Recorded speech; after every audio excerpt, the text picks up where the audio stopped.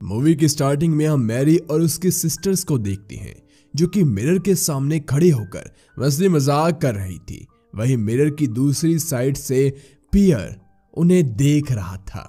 कुछ देर बाद हमें पता चलता है कि पियर और उसका फ्रेंड हेनरी दोनों मैरी और उसकी सिस्टर्स को शादी के लिए देखने आए थे।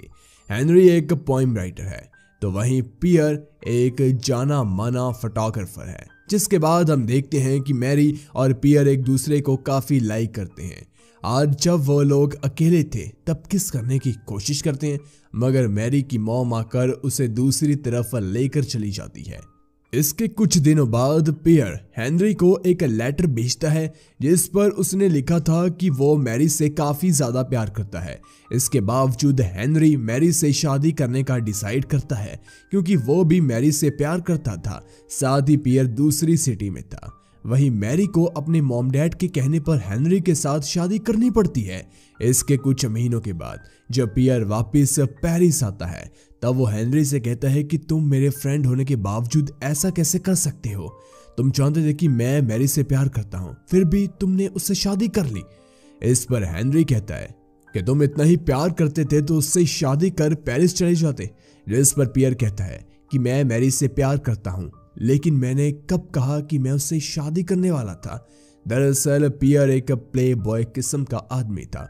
वो बस लड़कियों के साथ एंजॉय करता था, शादी नहीं करता था। और वो मैरी से प्यार जरूर करता था मगर उससे शादी कभी नहीं करने वाला था। नेक्स्ट सीन में हम मैरी और हेनरी को बात करते हुए देखते हैं। तब उनकी बातों से हमें पता चलता है कि इस वक्त पेरिस में लड़कियों के अकेले घूमने पर मनाही है, मगर मैरी फिर भी अपनी सिस्टर के साथ घूमने के लिए जाया करती थी। कुछ देर बाद मैरी को हेनरी से पता चलता है कि पियर वापस आ गया है, लेकिन अपने साथ वो जोरा नाम की लड़की को भी लाया है अपनी फोटोग्राफी के काम के लिए। दूसरी तरफ हम पियर के फ्रेंड्स को जोरा के साथ एंजॉय करते हुए देखते हैं, जिसके बाद पियर जोरा की कुछ फोटोग्राफ्स क्लिक करता है। फिर हम मैरी को पियर के वर्क प्लेस पर देखते हैं जहां पर उसकी मुलाकात जोरा से होती है जो कि दिखने में काफी खूबसूरत थी। थोड़ी देर बाद पियर और मैरी बातों ही बातों में किस करने लगते हैं और फिर वे एक दूसरे को प्यार भरे लेटर्स लिखना शुरू करते हैं। आगे हम देखते हैं कि पियर मैरी को पेपर के जरिए अपने घर का एड्रेस देता है और एड्रेस मिलने के बाद मैरी तुरंत पियर के घर आती है जहां पियर मैरी की अलग अलग पोजीशन में फोटोज क्लिक करता है, जिसमें वो कपड़ों में हो या बिना कपड़ों में सब कुछ शामिल था। और फोटोज को वो बाद में डेवलप भी करता है। जिसके बाद पियर हेनरी के घर पर आता है उसका घर देखने के लिए। हेनरी को ये पता था कि पियर मैरी से प्यार करता है, इसके बावजूद वो मैरी को पियर से मिलने देता है क्योंकि उसे मैरी पर पूरा भरोसा था कि वो उसे चीट नहीं करेगी। और जब हेनरी कुछ काम से इन दोनों को अकेला छोड़कर दूसरी तरफ जाता है तब मैरी और पियर एक दूसरे को किस करने लगते हैं। इन सभी बातों के बाद तीनों मिलकर हेनरी और मैरी की वेडिंग पिक्चर्स देखते हैं।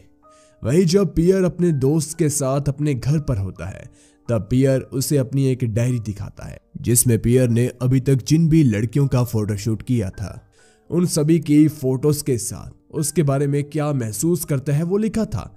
गाइस, इससे हम समझ सकते हैं कि वो किसी भी लड़की के साथ उसका फोटोशूट करने के बहाने इंटीमेट ही होता था और उनकी फोटोज को अपनी डायरी में सजा कर रखता था। साथ ही उसे अपने फ्रेंड्स को भी दिखाता था। इसके कुछ दिनों बाद मैरी दोबारा से पियर से मिलने के लिए उसके घर पर आती है, मगर पियर घर पर नहीं होता। इसीलिए वो अपने फोटोज को ढूंढते हुए डेवलपिंग रूम में जाती है जहां उसे एक एल्बम मिलता है जिसमें मैरी के अलावा और भी कई सारी लड़कियों की फोटोज लगी थी।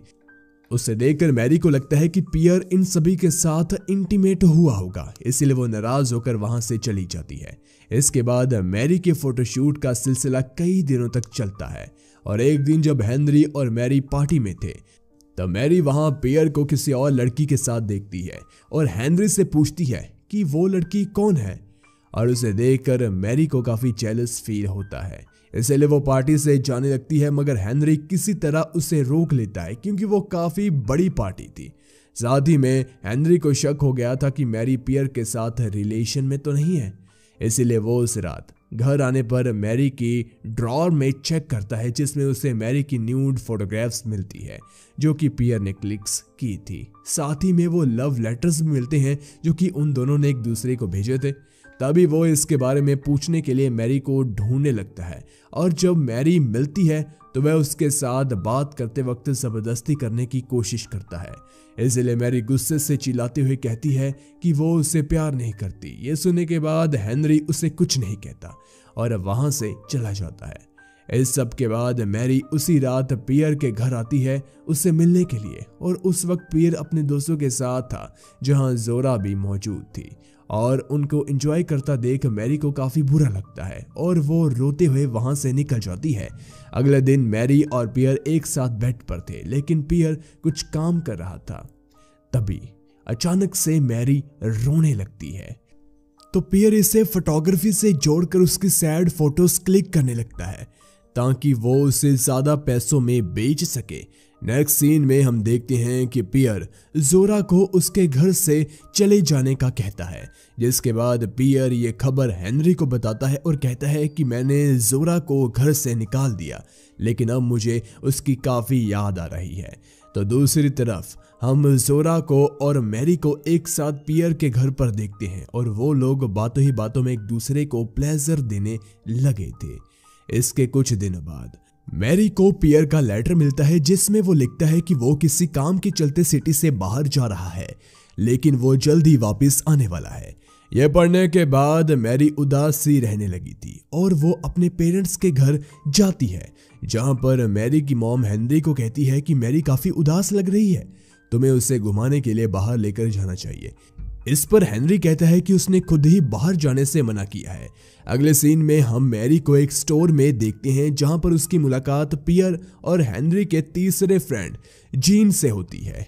दोनों काफी हंसकर बातें कर रहे थे जिसके बाद मैरी उसे पियर के घर ले जाकर उसके साथ फोटोशूट करने लगती है और जब पियर कुछ दिनों बाद घर पर वापिस आता है तब वो उन दोनों के फोटोज को देखकर काफी दुखी हो जाता है।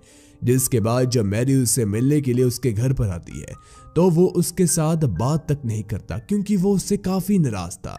आगे हम मैरी को उसकी मॉम के साथ बात करते हुए देखते हैं जहां हमें पता चलता है कि मैरी प्रेग्नेंट है और उसकी मॉम उसे अब खुद का ज्यादा ध्यान रखने के लिए कहती है।